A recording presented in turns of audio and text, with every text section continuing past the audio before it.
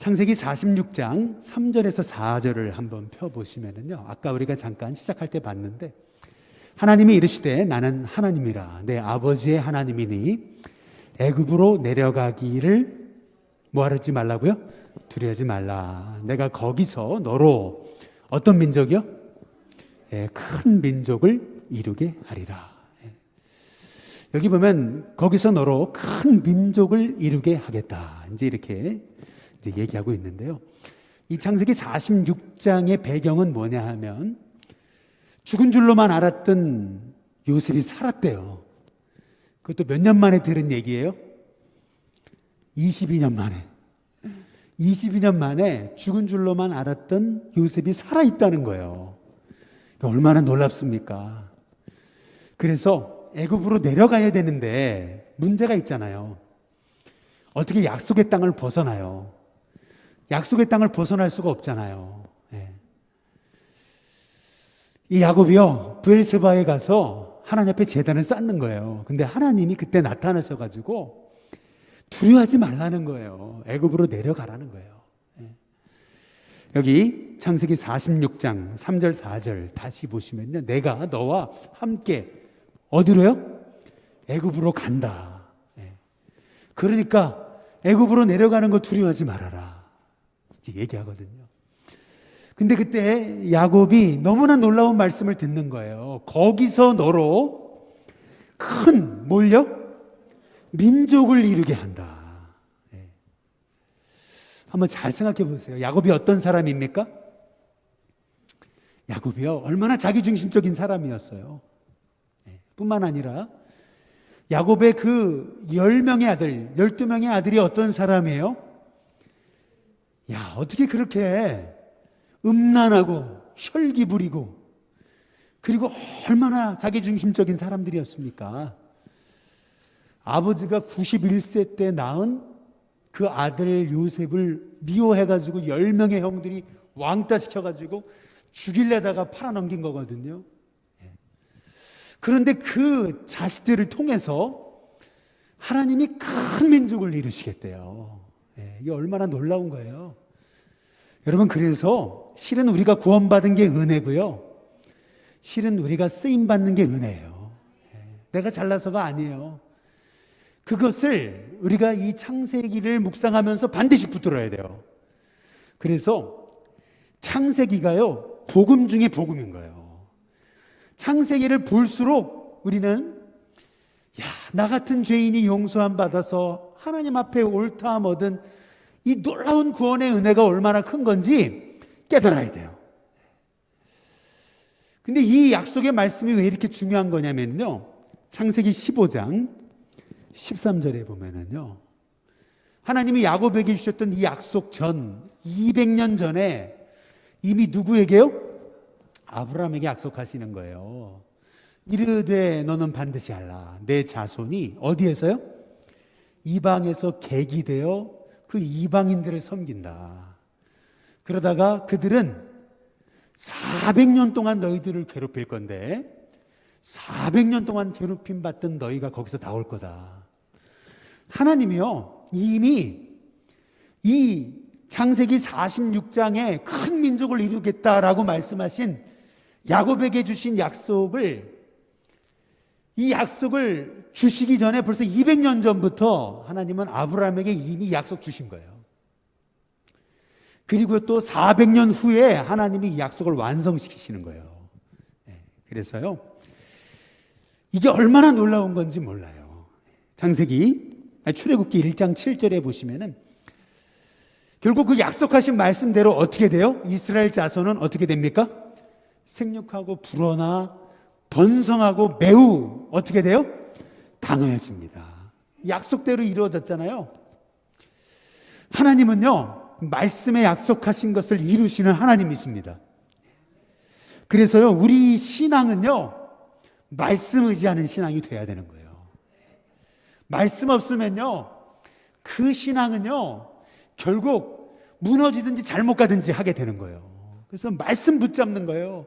말씀대로 하나님 200년 전에 약속하신 것을 야곱에게 다시 확인시키시고 400년 후에 그걸 이루시는 거예요. 이스라엘 백성들 출애굽시키심으로. 말씀대로 하나님은 행하시고 말씀대로 하나님은 이루시는 거죠. 그래서 저와 여러분이 이 바이블 하이킹을 통해서 한번 내 인생이 한번 말씀 앞에 완전히 붙들리는 저와 여러분이 됐으면 좋겠습니다. 오늘은 조금 이렇게 1부, 2부를 나눠서 하는 바람에 이제 원래 교재 순서대로 하지 않고 저는 딱 3가지만 오늘 좀 얘기하려고 그래요. 참 말씀드릴 건 굉장히 많은데 다 할 수는 없고 3가지만 딱 하려고 그러는데, 첫 번째는 뭐냐면 요셉과 꿈이에요. 이 꿈에 대한 얘기 반드시 해야 돼요. 이 창세기를 보려면, 요셉에 대한 얘기를 보려면요. 두 번째, 요셉의 인생이 왜 이렇게 중요하냐, 요셉의 인생의 중요성의 이유. 그 이유는 뭐냐면요, 요셉을 볼 때 누구를 봐야 돼요? 예수님을 봐야 돼요. 요셉이 한 사람 잘난 인물 나왔네, 이게 아니고요, 요셉을 통해서 우리는 우리에게 오실 예수님이 어떤 분이신지를 보게 돼요. 예수님을 대표하는 인물이 요셉입니다. 그 다음에 세 번째, 이 창세기 37장부터 50장까지의 말씀을 통해서 반드시 봐야 되는 게 뭐냐면요, 야곱의 유언이에요. 그리고 축복. 그것을 통해서 12아들의 인간됨과 미래를 봐야 되는데, 오늘은 좀 시간이 없어가지고 이 야곱의 12아들에 대한 이 야곱의 축복과 그 예언의 성격, 그거를 다 여러분께 설명을 못 드려요. 원래는 그걸 하고 싶었고 해야 하려고 준비했었는데, 그래서 이제 여러분 출애굽기 여호수아 가면 다 할 수 있는 기회가 있어요. 그래서 오늘은 가장 중요한 핵심만 제가 좀 말씀드리고자 합니다. 이게 왜 이렇게 중요하냐면, 이게 바로 민족의 발화예요. 야곱의 12아들을 통해서, 정확히 말하면 지난 시간에 살펴본 대로 14아들이죠. 그 야곱의 12아들을 통해 12지파를 일으키시는 거거든요. 그래서 민족의 발화예요. 민족이 일어나는 거예요. 그래서 반드시 살펴봐야 되는데, 오늘은 시간 관계상 자세히는 못하고 핵심적인 말씀만 좀 나누려고 합니다. 먼저 요셉과 꿈 이야기예요. 창세기 37장 한번 5절을 보세요. 요셉이 뭘 했어요? 꿈을 꾸고. 창세기 37장 5절에 보니까 요셉이 꿈을 꿨어요. 그 꾼 꿈 때문에 형들에게 어떤 일을 당해요? 미움받아요. 요셉의 스토리에서 반드시 빼놓지 말아야 되는 꿈 얘기입니다. 꿈 때문에 미움당해요. 근데 놀라운 것은 창세기 41장 1절에 보면 바로가 뭘 꿔요? 꿈을 꿔요. 그래서 그 꿈 때문에 요셉은 애굽의 총리가 됩니다. 그리고 나서 창세기 42장 9절에 보니까 형들이 곡식을 사러 애굽에 왔을 때 형들이 절하잖아요. 근데 그때 요셉이 그들에 대하여 꾼 꿈을 뭐예요? 생각해. 드디어 그때 꾼 꿈 하면 생각해내는 거예요. 요셉은 꿈 때문에 고난당하고 꿈 때문에 높여졌다가 꿈이 성취되는 걸 보는 거예요. 그래서 반드시 여러분이 이 창세기를 묵상하면서 꿈에 대한 성경적인 해답을 얻어야 돼요. 여러분, 하나님이 꿈을 통해 말씀하시나요?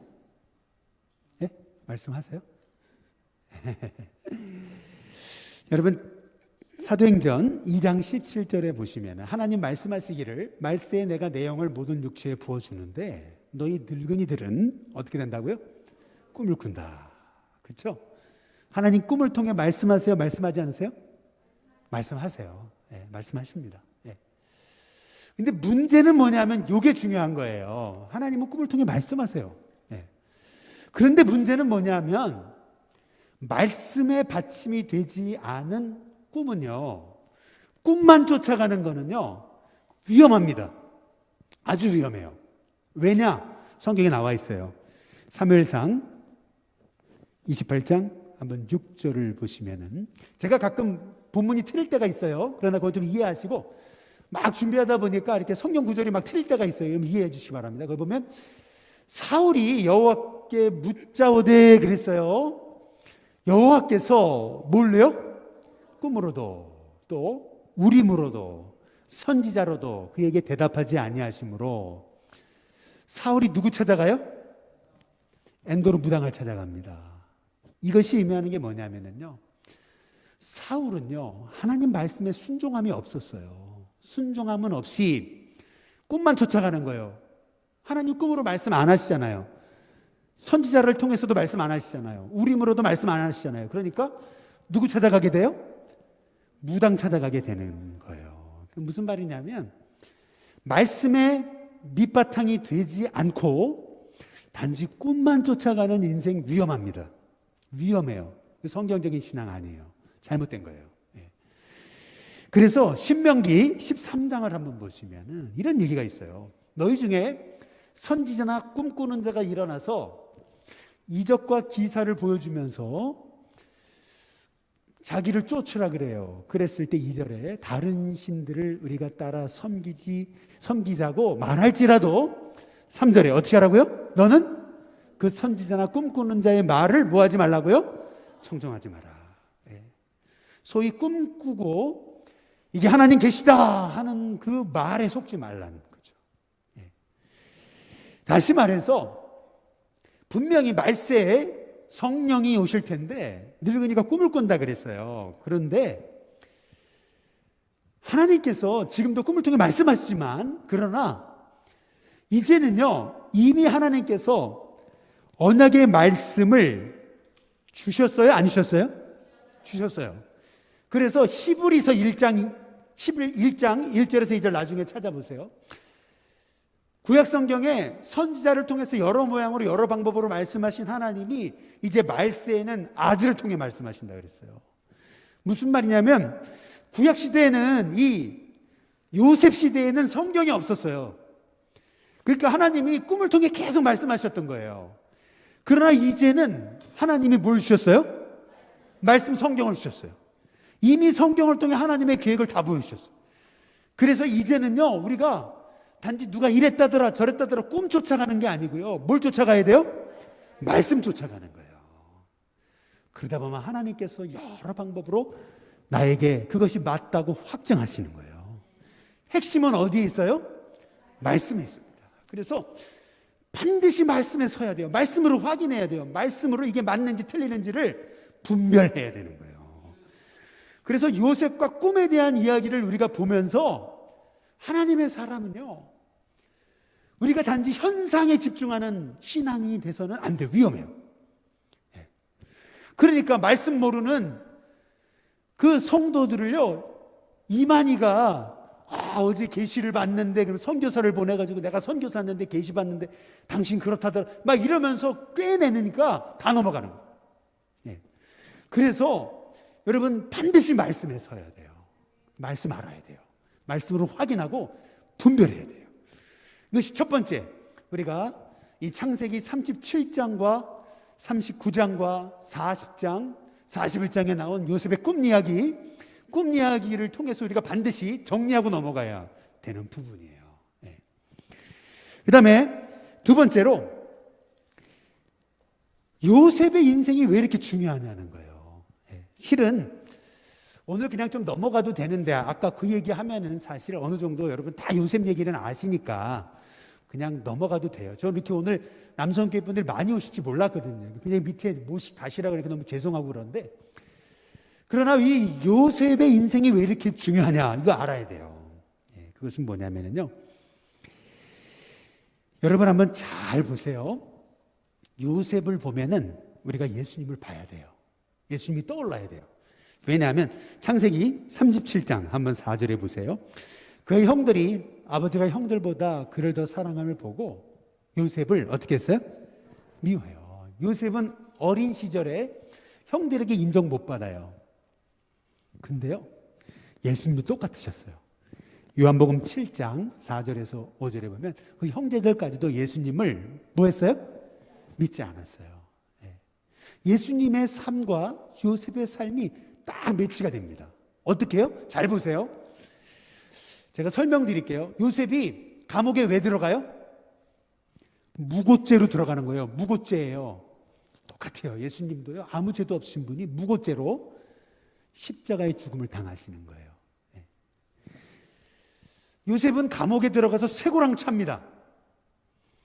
예수님도요. 빌라도 법정 지하에서 쇠고랑을 찾았습니다. 제가 그곳을 가봤어요. 예수님 쇠고랑 차신 거 생각하니까 거기서 엄청 울었었어요. 쇠고랑 똑같아요. 근데 더 놀라운 것은요, 요셉이 감옥에서 고난당할 때 두 명의 죄수가 들어오거든요. 술 맡은 관원장, 그 다음 뭐예요? 떡 굽는 관원장. 술 맡은 관원장과 떡 굽는 관원장 사이에 누가 있어요? 요셉이 이 꿈도 듣고 저 꿈도 듣는 거예요. 잘 보세요. 예수님 십자가에 죽으실 때 오른편 강도, 그리고 뭐예요? 왼편 강도. 그런데 왼편 강도는 어떻게 돼요? 멸망당해요. 마찬가지로 요셉이 만났던 떡 굽는 관원장은 죽어요. 근데 술 맡은 관원장은 살아요. 예수님 오른편에 있었던 강도는 구원받아요. 그렇죠? 뿐만 아니라 요셉은 감옥의 고난을 당한 다음에 높임 받습니다. 들려져요. 총리로. 마찬가지로 예수님 십자가에 죽으신 다음에 부활하심으로 하늘의 영광을 입으시는 거예요. 똑같죠? 네, 너무나 똑같아요. 근데 너무나 똑같은 것도 하나는 뭐냐면 요셉은 그 고난 중에도 형들을 용서해요. 창세기 45장 5절에 보면 당신들이 나를 이곳에 팔았다고 해서 근심하지 마소서, 한탄하지 마소서. 하나님이 생명을 구원하시려고 나를 당신들보다 먼저 보내셨습니다. 형들을 용서하고 있어요. 예수님도 잘 보세요. 누가복음 23장 34절에 보면 이 예수께서 이르시되 아버지여 저들을 사하시옵소서. 자기들이 하는 것을 알지 못합니다. 형들이 몰라서 요셉 노예로 팔아먹은 거잖아요. 마찬가지예요. 예수님도 저들의 죄를 저들이 알지 못합니다. 저들을 용서해 주시옵소서. 똑같아요. 그리고 창세기 45장 7절에 보면 이렇게 얘기하죠. 하나님이 큰 구원으로 당신들의 생명을 보존하고 당신들의 후손을 세상에 두시려고 나를 당신들로 먼저 보내셨다. 그렇죠? 요셉 한 사람을 통해서 모든 민족을 구원하시는 거예요. 마찬가지로 마태복음 1장 21절에 보니까 예수님 한 분의 십자가의 죽으심으로 모든 백성들이 구원함을 받는 거예요. 너무나 똑같지 않아요? 하나님은 창세기를 통해서 이미 우리에게 오실 예수님의 모습을 요셉을 통해서 보여주고 계시는 거예요. 그래서 우리는 창세기를 묵상하면서 아니, 야, 어떻게 이렇게 야곱의 첫째 아들은 엄마하고 동침하고, 야, 둘째, 셋째는 완전히 그냥 혈기 충만한 사람들이고, 이게 이해가 안 되는 거예요. 어떻게 며느리와 동침한 유다가 어떻게 예수님의 계보를 잇고, 야, 이해가 안 되는 거거든요. 도대체 이해가 안 되는 거예요, 사실은. 그런데요, 이거를 구원의 관점으로 보기 시작하면 창세기가 복음이구나. 나 같은 죄인이 십자가로 용서함 받아 주 앞에 옳다함 얻은 이 은혜, 여러분, 이것은요 야곱의 12아들이 하나님의 택함을 받아서 제사장 나라로 세움을 받고 쓰임받는 그 하나님의 계획과 똑같은 거예요. 그래서 창세기를 보면서 십자가 복음을 봐야 되고, 창세기를 통해서 예수님을 봐야 돼요. 그래야 창세기를 제대로 보는 거예요. 그래야 결국 요셉이 형들을 용서한 것은 다름 아닌 바로 예수님이 나를 용서하신 거예요. 그래서 그거를 깨달으면서 그렇구나, 결국에는 하나님의 사람의 궁극적인 삶은 용서구나. 용서밖에는 우리 인생에 맺힌 모든 관계의 문제, 어려움의 문제가 해결받을 길이 없구나. 그걸 깨달아야 돼요. 그게 창세기 핵심입니다. 그래서 오늘 우리가 6강 이 민족의 발화 부분이 굉장히 중요해서 오늘 이렇게 두 번째 시간을 갖게 됐습니다. 마지막 세 번째, 우리가 봐야 되는 것은 야곱의 유언과 축복을 통해서 본 12아들의 인간됨과 미래거든요. 실은 12아들 다 봐야 돼요. 이게 얼마나 흥미진진하고 재밌는지 몰라요. 이거를요, 성경을요, 이걸 찾아보면서 막 추적해 나가면 너무 재밌어요, 사실은. 사람의 기질 다 공부할 수 있어요. 그런데 오늘은 이제 그거 다 말씀을 못 드리고요. 이 말씀 하나만 좀 드리고 싶어요. 예. 창세기 49장에 3절에 보시면은요. 한번 찾아보시면요. 49장 이제 3절에 보시면 루벤 첫째 아들에 대한 얘기거든요. 루벤아 너는 내 장자요 내 능력이요 내 기력의 시작이라 위풍이 월등하고 권능이 탁월하다마는 이렇게 얘기를 해요. 장자니까요. 얼마나 그가 받을 복이 많습니까? 이스라엘에서 장자는요 2몫을 챙기게 돼 있어요. 다른 사람은 다 한 몫인데 장자는 2몫을 갖습니다. 루벤이 죄를 범함으로 어머니와 동침하는 관계로요 장자권을 빼앗기는 거예요. 누가 대신 장자권을 가져요? 역대상 5장 한번 1절에서 2절을 보시면은요 루벤은 장자라도 그의 아버지의 침상을 더럽혔기 때문에 장자의 명분이 이스라엘 아들 누구에게 넘어가요? 요셉에게 넘어가요. 그래서 야곱이 요셉의 두 아들 므낫세와 에브라임을 양자 삼는 이유는 거기 있는 거예요.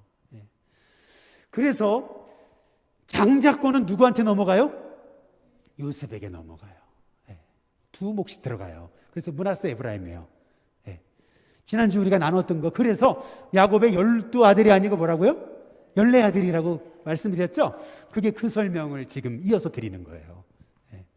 그리고요 더 놀라운 게 있어요. 이게 뭐냐면 역대상 5장 2절을 보시면은 잘 보세요. 유다는 형제보다 뛰어나고 주권자가 유다에서 났으나 장자의 명분은 누구한테 있어요?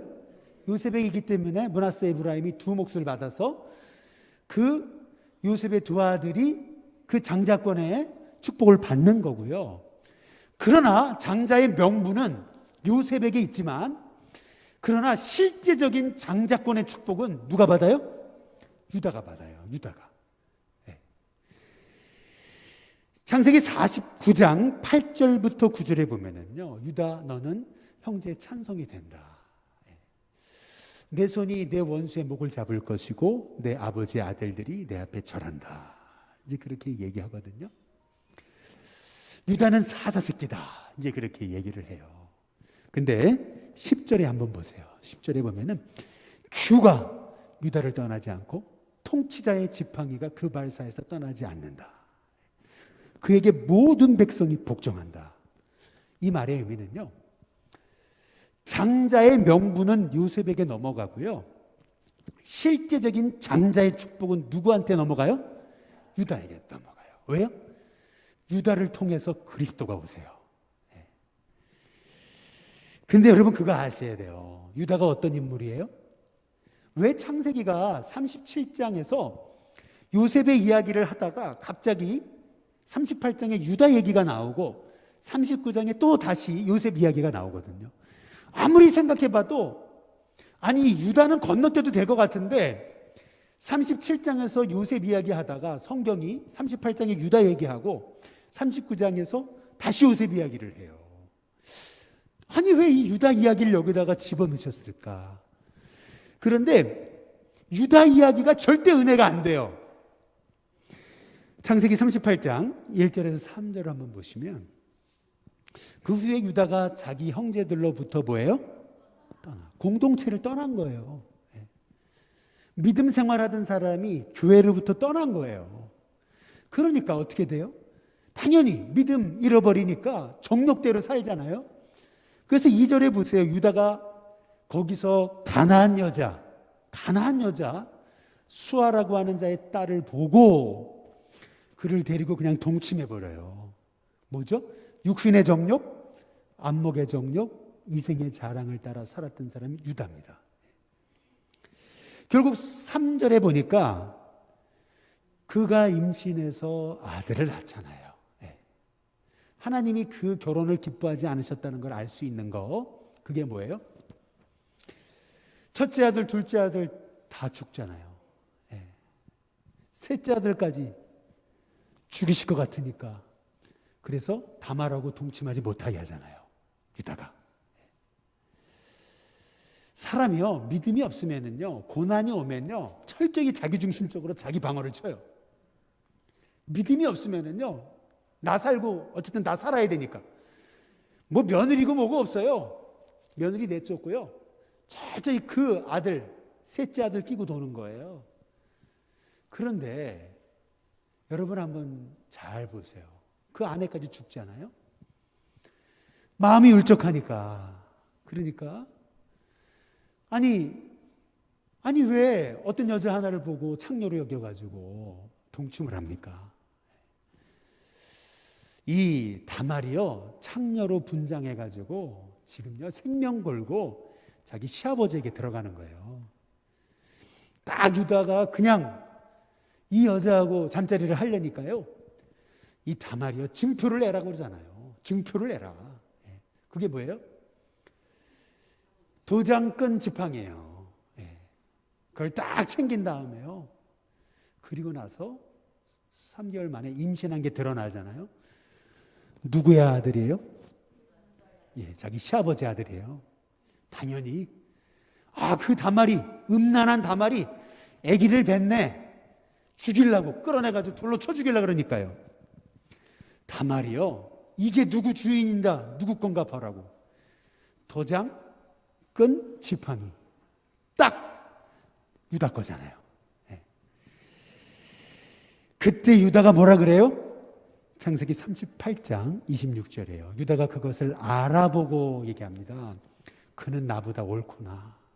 그래, 그가 나보다 낫다. 유다가요, 이제 철이 들기 시작하는 거예요. 무슨 철이요? 믿음의 철이 드는 거예요. 슬슬슬. 그래서요, 이 요셉이 이 애굽의 총리가 됐다는 거를 이제 아직 이제 모르는 상황이거든요. 모르는 상황이에요, 전혀.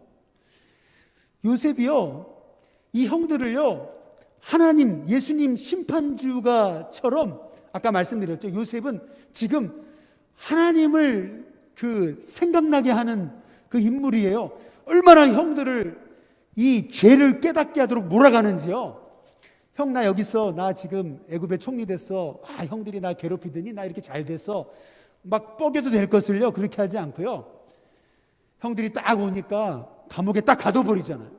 3일 동안 가둬버리니까 형들이요, 그제서야, 그때 요셉이 그렇게 살려달라고 애걸 했는데 살려두지 않은 거, 그것 때문에 하나님 벌하시는 거라고.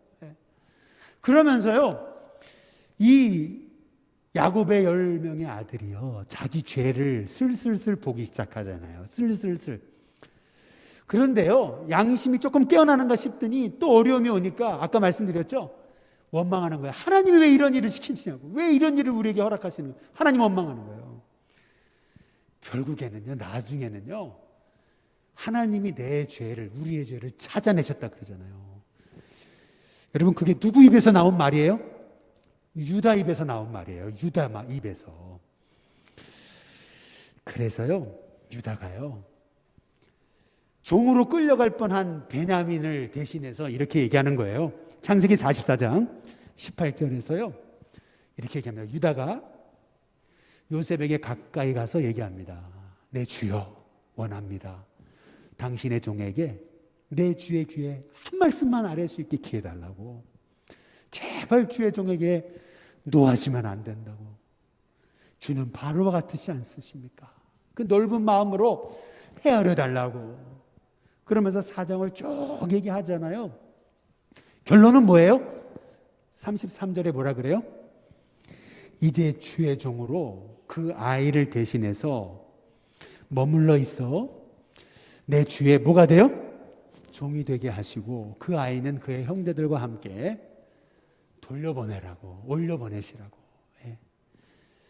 유다가요, 드디어 철저히 회개하고요, 유다가 드디어 하나님의 뜻에 순종하고, 내가 저 베냐민 대신에 내가 종이 되겠습니다, 내가 죄값을 치르겠습니다 하고 있는 겁니다. 놀라운 것은 그거예요. 유다가 어떤 사람이에요? 그렇게 믿음 잃어버리고 육신의 정욕, 안목의 정욕 가운데 살다가 결국에는 하나님 공동체에서 떠나고 음란해가지고 말이에요. 가나안 여인과 결혼하고 나중에는요. 그 며느리와 동침한 인물 아니에요. 그런데요. 하나님이 그 유다와 다말과의 사이에서 태어난 베레스와 세라를 어떻게 하나님이 사용하세요? 창세기 38장 27절 보세요. 해산할 때 보니 뭐라고요? 쌍태라 그러잖아요. 첫째는 베레스, 둘째는 세라라고 부르죠. 예. 야, 여러분 생각해 보세요. 시아버지와 며느리 사이에 태어난 아이들이에요. 이 정도 관계라면요. 이 아이들이 어떻게 살아요? 어떻게 삽니까? 예. 이 아이들이 나중에 사실 인간복 하겠습니까? 우리 생각은 그렇죠. 그런데 하나님이 어떻게 하세요? 룻기서 4장 한번 12절에 보세요. 룻기 4장 12절에 보면 여호와께서 이 젊은 여자로 말미암아 룻을 얘기하는 겁니다. 내게 상속자를 주사 내 집이 다말이 누구에게요? 유다에게 나와준 베레스의 집과 같게 하시기를 원한다 그러잖아요. 예. 그러더니 룻기 4장 18절부터 베레스의 계보가 나와요. 그 베레스 시아버지와 며느리 사이에 태어난 그 베레스의 계보가 나와요. 쭉 나오죠. 그 베레스의 후손이 누구예요? 그 놀라운 그 믿음의 사람 보아스예요. 그리고 그 보아스가 누구의 조상이 돼요? 다윗입니다. 근데 그 다윗은 또 어떻게 돼요? 예, 마태복음 1장 1절에 아브람과 다윗의 자손, 그 다음 뭐예요? 예수 그리스도의 계보라. 한번 보세요. 이 스토리를 잘 한번 보시면 굉장히 길었어요, 스토리가. 그러나 여기에서 붙들 수 있는 한 가지 메시지가 있어요. 반드시 붙들어야 되는 거. 그것은 유다가 이스라엘의 실질적인 장자의 축복을 받고 그를 통해서 다윗이 태어나고 그를 통해서 예수님이 오게 되신 거, 이게 다 전적인 하나님의 뭐예요? 은혜예요. 이것밖에 설명할 수 없어요. 이 창세기에 이 야곱의 아들들, 특히 유다의 사건을 통해서 하나님 말씀하시는 것은요, 내가 구원받고 내가 하나님의 자녀되고 나 같은 죄인이 용서함 받아서 주 앞에 옳다함 얻은 거 다 하나님의 뭐라고요? 은혜라는 거예요. 여러분 그걸 봐야 돼요. 창세기를 보면서 그걸 안 보면은 헛본 거예요. 그래서 이 야곱의 12아들에 대한 이 스토리가 너무 중요한 거예요.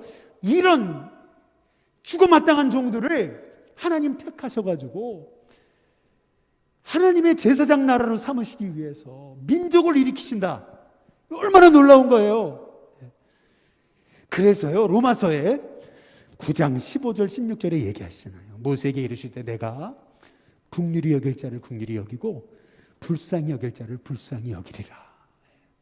그런즉 원하는 자도 말미암도 아니고 다른 박씨라는 자도 말미암도 아니고요, 오직 긍휼히 여기시는 누구로부터요? 하나님으로 말미암은 거예요. 내가 나 같은 죄인이 용서함 받아서 하나님의 자녀된 것, 나를 불쌍히 여기시고 긍휼히 여기시는 하나님의 은혜 때문이에요. 그래서 에베소서 2장 8절로 9절에 너희는 그 뭐에 의해서요? 은혜에 의해서 믿음으로 말미암아 구원받은 거예요. 우리에게서 난 거 아니에요. 자랑할 게 하나도 없어요. 그냥 써주시는 게 감사한 거예요. 그래서 나를 능하게 하신 우리 주 예수 그리스도께 감사함은 나를 충성되이 여겨 직분 맡기신 거. 야, 구원하신 것도 감사한데 나에게 이런 직분을 맡겨주신 게 얼마나 큰 은혜예요. 이렇게 죽어마땅한 야곱의 12아들을 택하셔서 하나님의 백성, 민족을 일으키시고 그들을 통해서 하나님의 구원 역사를 이루어 가신 이 하나님의 섭리와 비밀, 여러분 이것을 놓치면 안 돼요. 그래서 창세기 42장부터 50장이 있는 거예요. 요셉 이야기에서 요셉이 총리 되는 거는요, 이 하나님의 구원의 은혜를 말씀하시기 위해서 창세기 42장부터 50장이 필요한 거예요. 그래서 창세기 42장부터 50장이 얼마나 중요한 건지 몰라요, 사실은. 그 죄 많은 아들, 자신의 죄를 깨닫지 못하는 사람들의 죄를 깨닫게 하시고, 죄를 찾아내시고, 벌하시기 위해 찾아내시는 게 아니에요. 하나님 쓰시려고, 구원하시려고, 민족 삼으시려고, 존귀하게 사용하시려고 하나님이 그들을 만들어 가시는 거예요. 그래서 이 구원의 은혜가 얼마나 큰지요. 이 구원의 은혜를 우리가 알면은요, 이 땅에서 살아가는 모든 눈물과 슬픔과 괴로움이 그게 괴로움이 아니게 돼요. 생각해 보세요. 요셉이요, 총리가 딱 됐어요. 정신없이 아마 7년 보냈을 거예요. 애굽의 풍년이 일어나니까 막 창고에다가 곡식 넣으면서 얼마나 바빴겠어요. 근데 하나님 말씀대로 7년 지나더니, 아니, 흉년이 오네요? 1년 지났어요. 야곱이 엄청나게 부자였거든요. 그런데요, 야곱의 자녀들 70명이 애굽으로 내려오잖아요.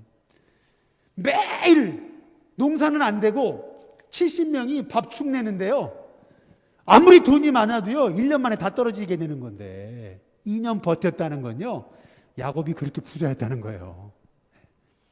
2년 동안 흉년이 가득한데 먹을 것이 다 없는데 야곱의 가정은 그동안 굶주려 죽지 않고 버텼다. 야곱이 그렇게 부자였어요. 아무리 부자도요 2년 흉년이면 못 버티는 거예요.